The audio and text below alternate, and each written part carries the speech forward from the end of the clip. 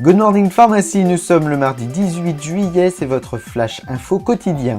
L'arrêté qui met fin à l'exonération de la codéine, de l'éthylmorphine, de la noscapine et du dextrométhorphane a été publié dimanche au journal officiel. Comme cela avait été annoncé dès le 12 juillet, il n'y a plus d'exonération de doses pour ces substances. Une prescription médicale est obligatoire pour la dispensation des spécialités qui en contiennent et ces spécialités ne doivent plus être vendues sur Internet. Hier, l'ANSM a publié la liste des spécialités concernées par ce changement de réglementation. Une quarantaine de spécialités antitussives qui étaient jusqu'à présent en vente sans ordonnance sont concernées et pour la douleur, on dénombre 13 médicaments. L'ANSM détaille également les conditions de prescription et de délivrance de ces médicaments. Ainsi, les sirops de codéine et d'éthylmorphine passent sous la liste 2 des substances vénéneuses. Tous les autres médicaments de codéine ou d'éthylmorphine ainsi que ceux de dextrométhorphane ou de noscapine sont sous liste 1.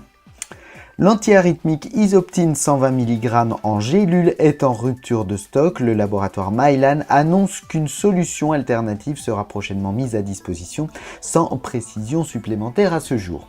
Et puis des tensions touchent aussi l'approvisionnement de Mediatensil et de Présil.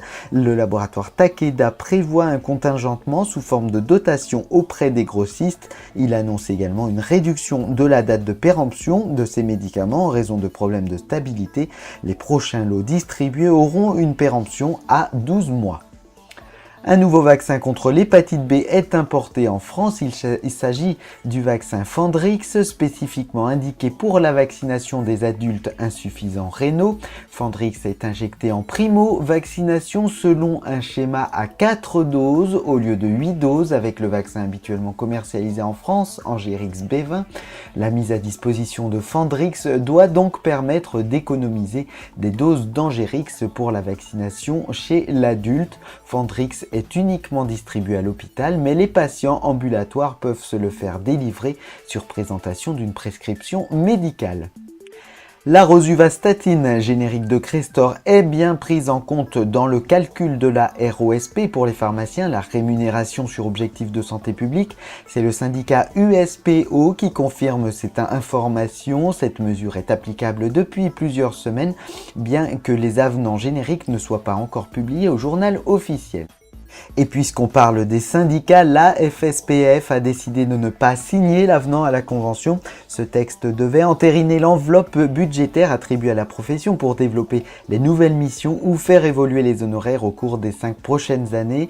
C'est une décision difficile mais responsable, estime le syndicat. L'assurance maladie propose une enveloppe budgétaire de 280 millions d'euros alors que la FSPF demande un minimum de 300 millions. De son côté, l'USPO accepte de signer cet avenant conventionnel. C'est la fin de cette édition. Exceptionnellement, je vous donne rendez-vous jeudi matin pour une nouvelle édition. Il n'y aura pas de flash info demain matin, mercredi. Très bonne journée à toutes et à tous.